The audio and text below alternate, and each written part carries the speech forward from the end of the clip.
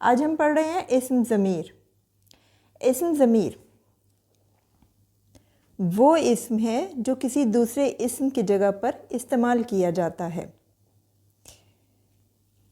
جنہیں زبان سے بول کر دل میں کسی شخص یا چیز کی طرف اشارہ کیا جاتا ہے۔ اگر ہم کوئی تحریر یا تقریر کر رہے ہوتے ہیں نا، تو ہم ایک ہی شخص کا نام بار بار استعمال نہیں کرتے۔ مثلاً آپ دیکھیں، ایک میں آپ کو چھوٹی سی مثال دیتی ہوں، جیسے ندیم آیا، ندیم بیٹھا، ندیم نے کلاس میں سبق پڑھا، ندیم چلا گیا۔ اب آپ دیکھیں، ایک ہی لفظ کو جب ہم بار بار استعمال کر رہے ہیں، ایک ہی نام کو، اسم کو، تو دیکھیں کتنا عجیب سا لگ رہا ہے۔ تو یہاں پر پہلی بار تو نام ہم استعمال کرتے ہیں، لیکن پھر اس کے بعد ہم ضمیریں استعمال کرنا شروع کر دیتے ہیں۔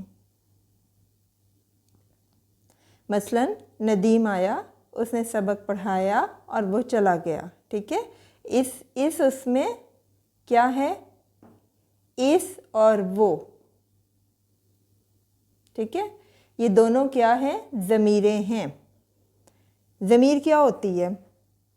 وہ، اس، انہوں، تو، تم، تمہارا، آپ، میں، ہم، انہوں، یہ ساری کیا ہوتی ہیں؟ ضمیر ہوتی ہیں، ضمیریں ہوتی ہیں۔ اسم ضمیر کی کتنی قسمیں ہیں؟ اسم ضمیر کی 3 قسمیں ہیں، جیسے کہ آپ لوگ دیکھ بھی رہے ہیں۔ ضمیر فاعلی، ضمیر مفعولی اور ضمیر اضافی۔ فاعلی وہ جو شخص کام کر رہا ہوتا ہے، کام کرنے والے کو فاعل کہتے ہیں نا، اس کے لیے ہم نے جو بھی ضمیر استعمال کی ہے وہ کیا کہلائے گی؟ فاعلی۔ مثلاً وہ، اس، انہوں، تو، تم، میں اور ہم، یہ 6 جو ہیں آپ کے پاس ضمیر فاعلی ہیں، جو ہم براہ راست کسی فاعل سے یا کام کرنے والے کے لیے مخاطب ہوتے ہیں۔ دوسری اس کی قسم ہے ضمیر مفعولی، وہ ضمیر جو مفعول کی جگہ استعمال ہوتی ہے۔ مفعول آپ کو پتہ ہے نا، ایک جملہ کرنے کے لیے آپ کے پاس کیا ہوتا ہے؟ فاعل، فعل اور مفعول۔ فاعل کام کرنے والا، فعل وہ جو کام کیا جاتا ہے، اور مفعول جس کے اوپر کام کیا جاتا ہے، ٹھیک ہے۔ اور ضمیر مفعولی ہمارے پاس کیا ہوتی ہیں؟ جو مفعول کے لیے وہ ضمیریں استعمال ہوتی ہیں، اسے، انہیں، تجھے، تمہیں، مجھے اور ہمیں، ٹھیک۔ ضمیر اضافی، اضافت کیا ہے؟ گرامر میں آگے آپ کو اضافت بھی پڑھاؤں گی۔ اضافت ہوتے ہیں کسی چیز کی ملکیت کو ظاہر کرنا، اور ملکیت کو کیسے ظاہر کیا جاتا ہے؟ کا، کی، کے، را، ری، رے، یعنی اس کا، اس کی، اس کے، تیرا، تمہارا، تمہارے، ٹھیک ہے، میرا، میری۔ سمجھ آ گئی؟ اس سے کسی چیز کی ملکیت ظاہر ہوتی ہے، اور یہ کیا ہے؟ ضمیر اضافی۔ تو ضمیر کی ہمارے پاس کتنی قسمیں ہو گئی؟ ضمیر فاعلی، ضمیر مفعولی اور ضمیر اضافی، ٹھیک ہے۔ سمجھ آ گئی؟ ضمیر کیا ہوتی ہیں؟ وہ، تو، تم، تمہارا، اس، انہوں وغیرہ، یہ سارا کچھ۔ لیکن آگے اس کو کیٹیگرائز کیا گیا ہے، اس کو دکھایا گیا ہے کہ اس کی آگے قسمیں کتنی ہیں۔ ضمیر فاعلی، فاعل کے لیے جو ضمیریں استعمال ہوتی ہیں وہ کون سی ہوتی ہیں؟ وہ، اس، انہوں، تو، تم، میں، ہم، ٹھیک ہے۔ ضمیر مفعولی کے لیے جس کے اوپر کام ہو رہا ہوتا ہے وہ کون سی ہوتی ہیں ضمیریں؟ اسے، انہیں، تجھے، تمہیں، مجھے، ہمیں۔ اور اضافی کا مطلب میں آپ کو بتا چکی ہوں، ملکیت۔ انہیں مضاف الیہ بھی کہتے ہیں۔ اس کا، ان کا، تیرا، تیری، تمہارا، تمہاری، میرا، میری، ہمارا، ہماری، ٹھیک ہے۔ یہ آپ کے پاس کیا ہے؟ ضمیر کی اقسام ہیں۔ اب آ جائیں ہم اسم معرفہ کی تیسری قسم، اسم موصول پہ۔ اسم موصول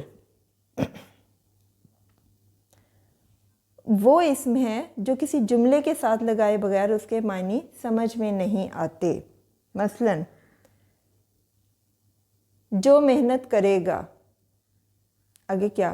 हमें तो नहीं समझ आया ना। अब इसके साथ जब तक हम इसका दूसरा जुमला नहीं लगा लेंगे तो हमें उसकी समझ नहीं आएगी। मसलन क्या है, जो मेहनत करेगा वो पास होगा, जो कुछ बोओगे वो ही काटोगे, जौन सी किताब चाहे ले लो। इन मिसालों में देखें आप, जो मैंने अभी बोली हैं, जैसा, जिसने, जो, जौन सी वगैरह, ये सब क्या है, इसम मौसूल हैं। देखें इसम मौसूल में दो जुमलों को जो आपस में रब्त करते हैं, जो जोड़ते हैं, वो अल्फाज आपके पास इसम मौसूल कहलाते हैं।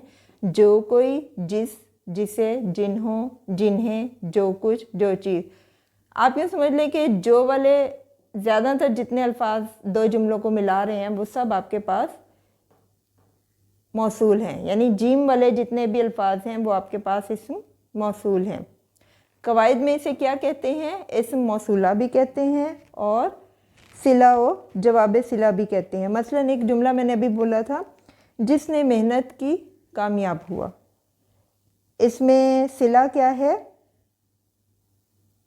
मेहनत की, और जिस क्या हुआ, इसम मौसूल,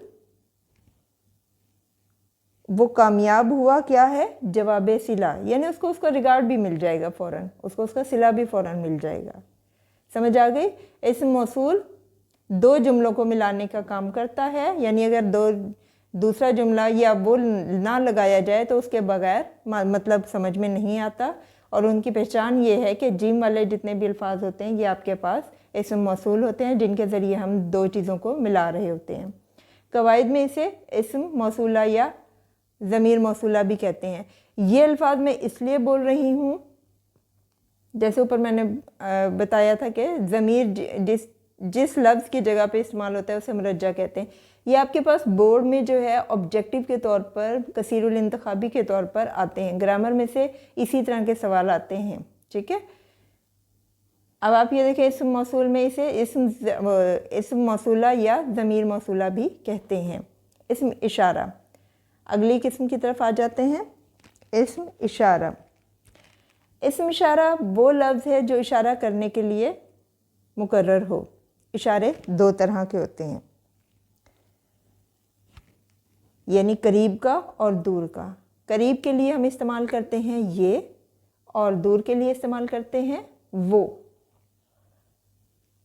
वो दूर की चीज़ के लिए और ये नज़दीक की चीज़ के लिए इस्तेमाल होता है। जिस चीज़ की तरफ इशारा किया जाता है उसे मिशार लह कहते हैं। ये आपके पास बोर्ड में जो है कसीरुल इंतखाबी के तौर पर आ सकता है। अब आप देखिए, आप मिशार लह को और इस इशारा को कैसे करेंगे। मसलन एक जुमला बताती हूँ, वो लड़का ये किताब। अब यहाँ पे आप देखें, वो और ये दोनों क्या हैं, इसम इशारा, क्योंकि हमने इशारा किया है इन अल्फाज के ज़रिए। लेकिन लड़का और किताब यहाँ पर क्या हो गए, जिस चीज़ की तरफ हमने इशारा किया है वो क्या हो गए, मिशार लह।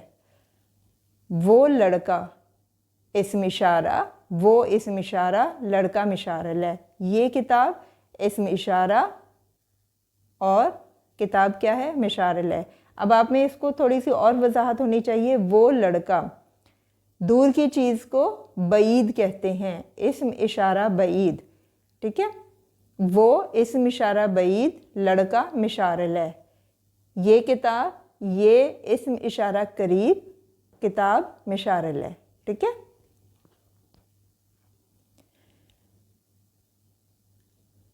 पांचवी और आखिरी किस्म का नाम है इस्म इस्तफहाम। इस्म इस्तफहाम का मतलब होता है कुछ पूछना या समझना। मसलन हम किसी से कोई भी लफ्ज़ पूछते हैं तो जिन अल्फाज के ज़रिए हम कुछ पूछना चाह रहे होते हैं उन्हें इस्म इस्तफहाम कहा जाता है।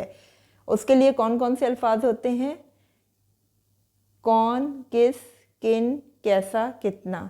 आप ये ध्यान में रखें कि काफ की फैमिली के जितने भी अल्फाज हैं वो कुछ पूछने के लिए इस्तेमाल होते हैं। मसलन कौन, कहाँ, किस, कितना, कैसा, किसको, किसने,